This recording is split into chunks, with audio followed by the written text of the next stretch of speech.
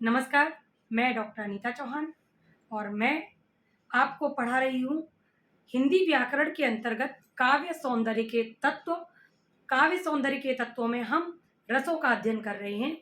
रस यानी कि विभाव, अनुभाव और संचारी भावों के संयोग से जो आनंदानुभूति होती है, आनंद की अनुभूति होती है, वो रस कहलाता है। यानी काव्य को पढ़ते समय, श्रवण करते समय जो हमको रसानुभूति होती है, रस की अनुभूति यानी जैसे भोजन करते समय जो स्वाद की अनुभूति होती है, उसी तरीके से काव्य को पढ़ते जो आनंद की अनुभूति होती है, वो काव्य का रस कहलाता है।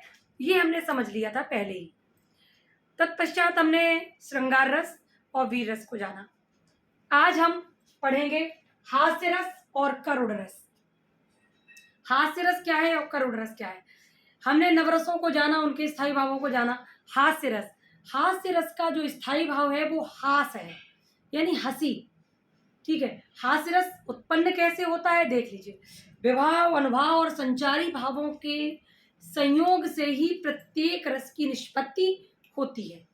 ठीक है, देखिए हास्य रस विकृत रूप, आकार, वेशभूषा, वाणी और चेष्टाओं को देखकर हास नामक जो मनोविकार उत्पन्न होता है, वही परिपुष्ट होकर के हास्य रस कहलाता है। वही पुष्ट होकर हास्य रस की पुष्टि करता है। देखिए क्या है विकृत वेशभूषा।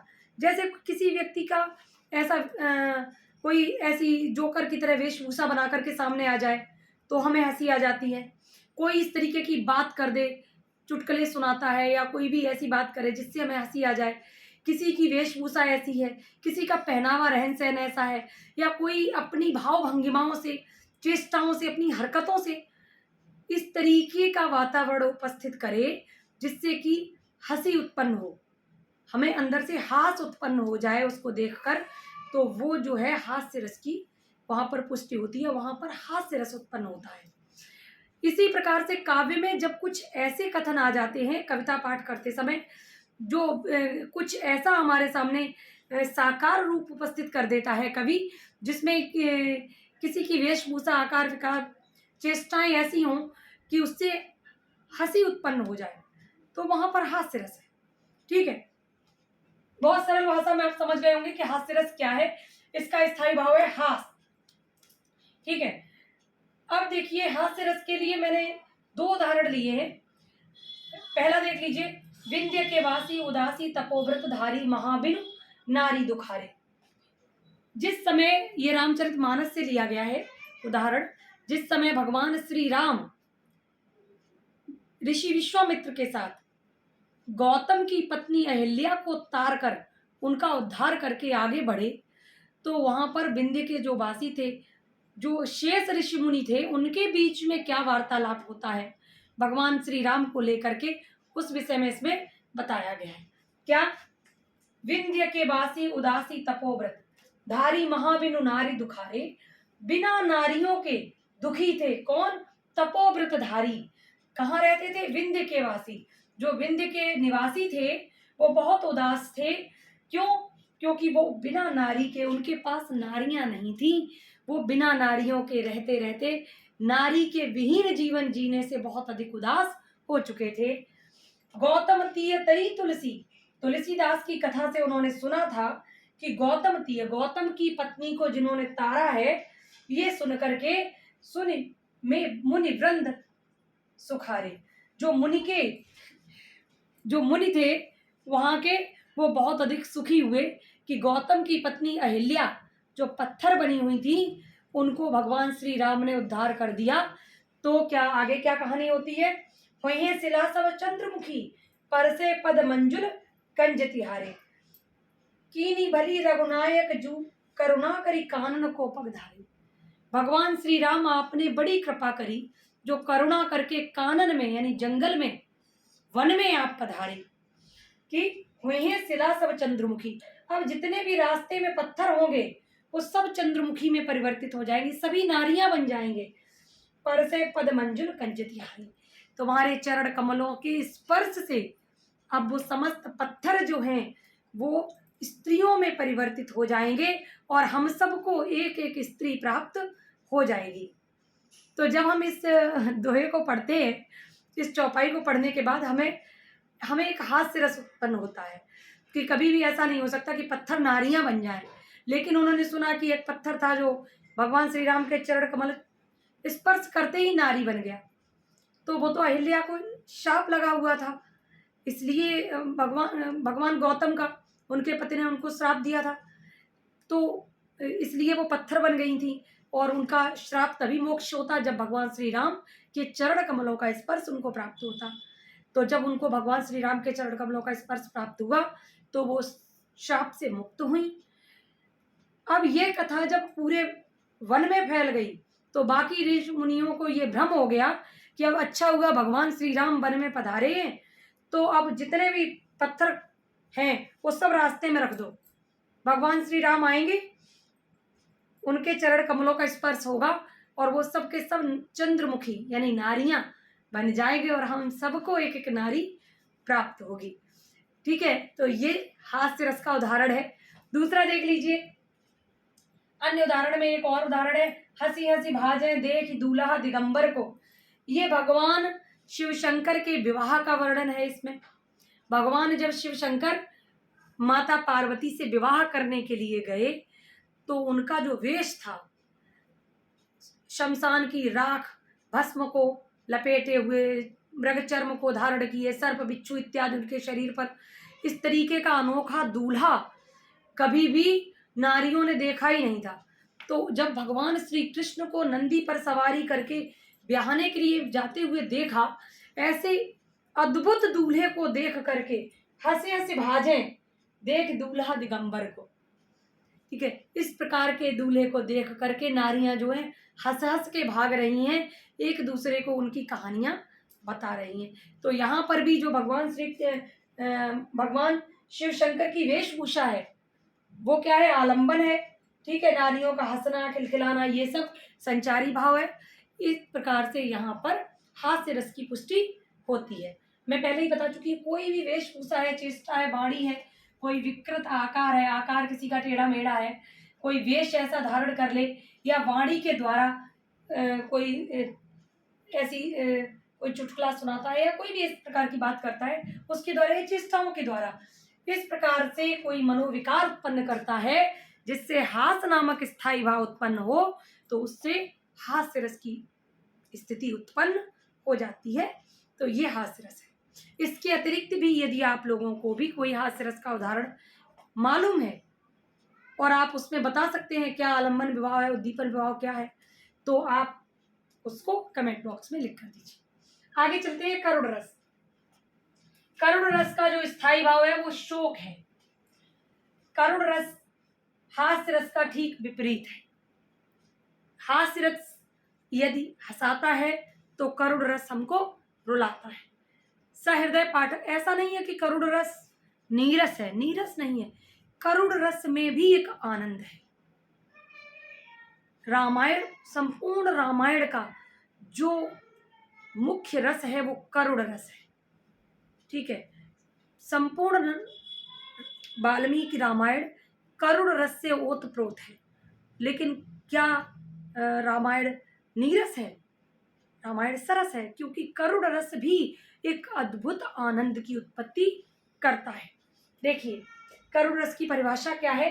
किसी प्रिय वस्तु या व्यक्ति के नष्ट हो जाने पर, समाप्त हो जाने पर, मृत्यु हो जाने पर, किसी प्रिय की मृत्यु हो जाने पर, सदा सर्वदा के लिए विछोह हो जाने पर हृदय में जो क्षोभ उत्पन्न होता है, जो पीड़ा, जो दुख उत्पन्न होता है, उससे दूर होने पर वही स्थायी भाव शोक कहलाता है, जो करुण रस कहलाता है।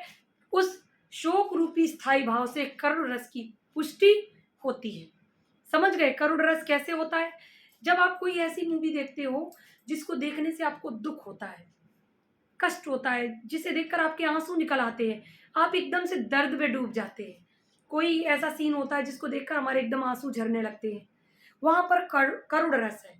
तो क्या मूवी देखना बंद कर देते हैं? नहीं, हम उसे पूरा देखते हैं और आगे तक देखना, क्योंकि उन आंसुओं में भी हमको आनंद ही आ रहा होता है। ठीक है, उस दुख में भी एक आनंद है। तो करुण रस भी सरस है, और करुण रस वहाँ होता है जहाँ किसी प्रिय व्यक्ति की मृत्यु या विरह दिखाया जाए, प्रिय वस्तु या व्यक्ति से जहाँ सदा सर्वदा के लिए दूरी हो जाती है या वो हमारे जीवन से चला जाता है, तो उसके विरह से जो क्षोभ उत्पन्न होता है, जो शोक उत्पन्न होता है, वो करुण रस कहलाता है। ठीक है, इसके भी दो उदाहरण मैं आपके लिए लाई हूं। मणि खोए भुजंग सी जननी, ये उदाहरण है जब श्रवण कुमार की मृत्यु हो जाती है। राजा दशरथ के वाण से जब श्रवण कुमार, आप जानते होंगे, जो नेत्रहीन श्रवण कुमार थे, वो मातृ पितृ भक्त थे। उन्होंने अपने माता पिता को कांवर में बिठा करके तीनों धाम की यात्राएं कराई थी, वही श्रवण कुमार। तो जब वो श्रवण कुमार अपने माता पिता की प्यास बुझाने के लिए सरोवर से जल लाने गए, तो डुबुक डुबुक की आवाज हुई जल में से। तो उस आवाज को सुनकर के राजा दशरथ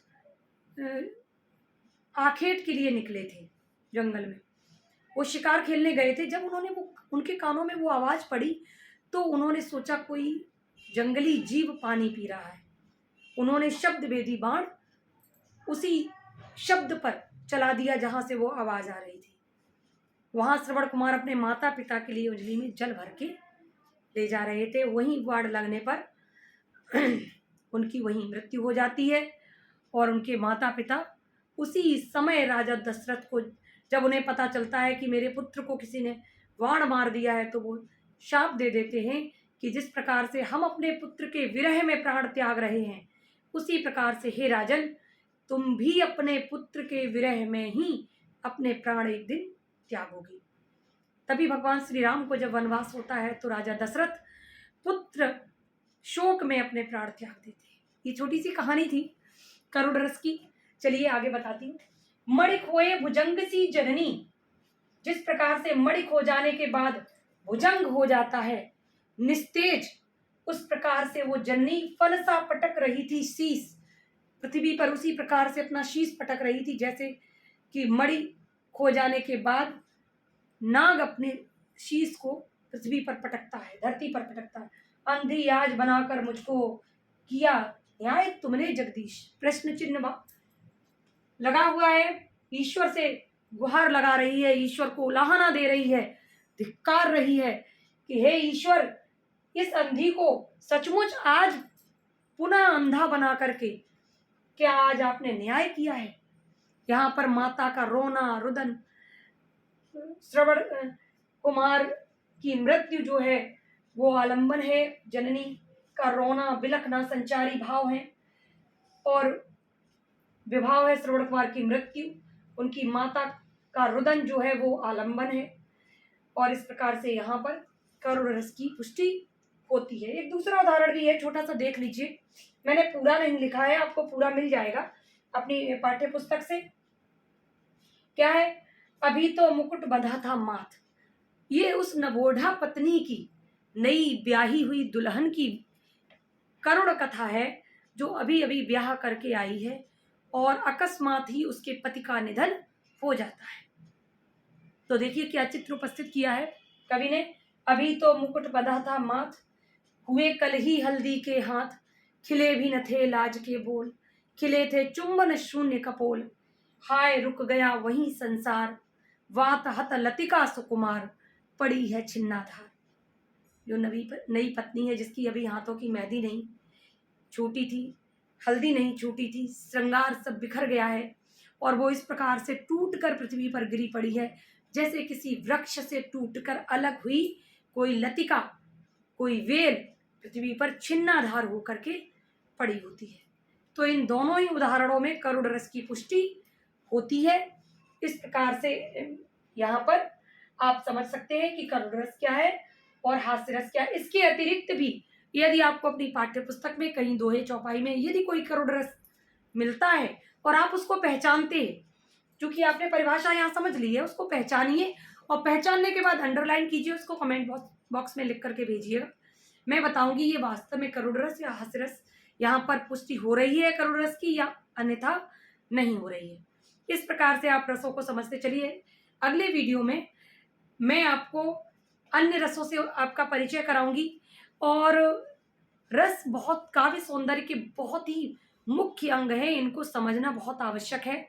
जो माध्यमिक का पाठ्यक्रम है 9th से 12th तक, इसमें बहुत इंपॉर्टेंट भूमिका निभाते हैं काव्य सौंदर्य के तत्व। एक तो आप क्या है कि जब पेपर में आता है करुण रस की परिभाषा लिखिए, उदाहरण लिखिए, इस प्रकार से क्वेश्चन तो आते ही आते हैं, उनको भी आप सॉल्व कर सकते हैं। इसके अतिरिक्त जब आप व्याख्या करते हैं, व्याख्या करते समय भी जब आप साहित्यिक सौंदर्य लिखते हैं, उस समय भी यदि आपको रसों का ज्ञान होगा तो आप पूरी तरीके से पहचान पाएंगे कि ये कौन सा रस है और यहाँ पर कौन से रस की पुष्टि हो रही है और किस किस पंक्ति में कौन सा रस है, इतना तक आप बता पाएंगे। इसलिए रसों का ज्ञान होना आपको नितांत आवश्यक है। पढ़ते रहिए, परिश्रम करते रहिए, अपने लक्ष्य के प्रति एक साधक की भांति जुटे रहिए, यही आपसे कहना चाहती हूँ। अंततः आपके उज्ज्वल भविष्य की कामना करती हूँ। धन्यवाद।